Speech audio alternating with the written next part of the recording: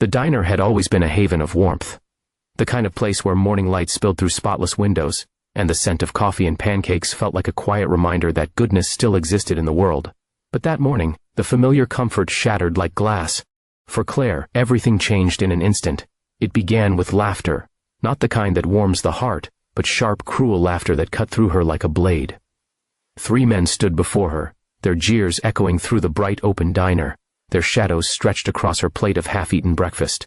The leader, broad-shouldered, unshaven, eyes full of arrogance, grabbed the front of her blouse with both hands. The sound of ripping fabric was louder than the faint music playing from the jukebox. Clare froze, her breath trapped in her throat as she tried to hold the torn pieces together, trembling. She wasn't new to fear, but this was different. This was humiliation, raw and merciless, painted across daylight, the kind that made every heartbeat ache like a bruise. If you believe in kindness, second chances, and the courage to stand for what's right, even when no one else will, take a moment to like, comment, share, and subscribe to Stories of Kindness. Because sometimes even the smallest act of bravery can change everything. The men laughed harder when they saw the tears welling in her eyes. One, in a black leather jacket, leaned closer with a smirk that could curdle the air. Another slapped the table, sending her teacup tumbling to the floor, tea spreading across the tiles like spilled shame.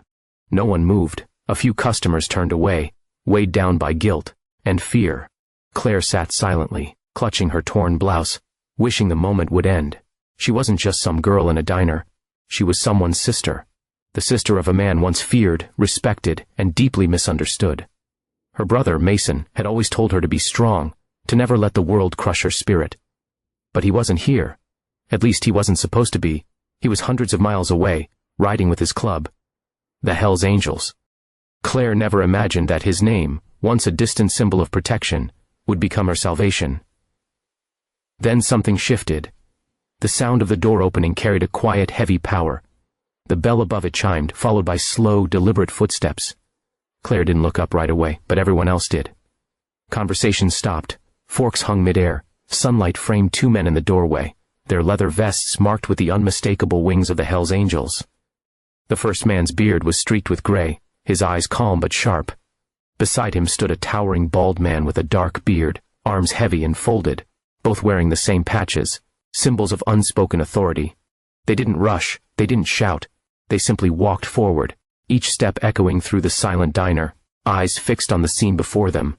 3 bullies, 1 trembling woman, and the shattered quiet of what used to be a safe place. And then, the bearded man's gaze met Clare's. His expression shifted, disbelief, then fire. Mason. He had never been a man of many words, but his silence carried a weight that could move mountains. He'd spent years trying to shield his little sister from a world that preyed on kindness, a world that mocked gentleness. But fate has a way of bringing people together when they need it most. That morning he arrived exactly when she needed him. The bullies felt the air change, their laughter faltered, the leader's grin cracked. He let go of Clare's blouse and took a step back, fear replacing bravado. One of them whispered something about leaving, but it was already too late. Mason's boots echoed as he walked forward, slow and steady. His friend stood behind him, unmoving, arms crossed, face unreadable. Mason didn't have to speak. His eyes said everything. The silence in the diner thickened, heavy as judgment.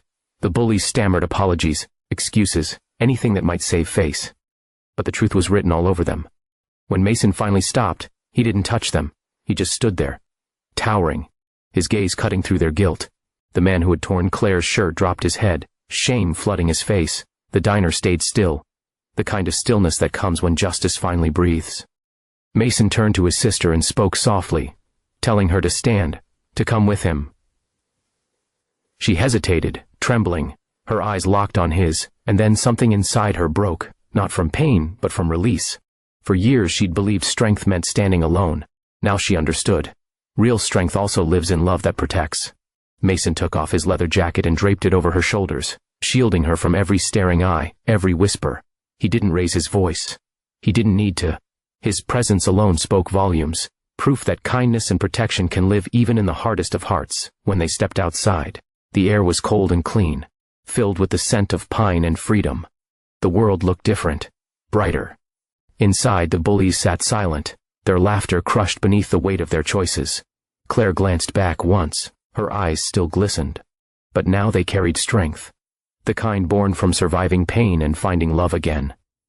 They walked toward Mason's motorcycle, its chrome gleaming beneath the sun. For the first time in years, Claire felt safe. Not because of who her brother was, but because of what he represented. He wasn't just a biker. He was her family, her protector, her reminder that even in a cruel world, there are still those who stand for what's right. If this story touched your heart, don't forget to like, share, and subscribe to Stories of Kindness.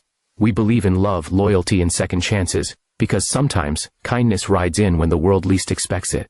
Before we end, tell us in the comments, what would you have done if you witnessed this moment? Would you step forward, or stay silent? As Mason handed Claire his helmet and started the engine, the sunlight caught her eyes. The motorcycle roared to life, not in rage, but in quiet triumph. And as they rode down the winding mountain road, the world around them seemed to whisper a timeless truth. You don't have to be feared to be strong. You just have to care enough to stand up when no one else will.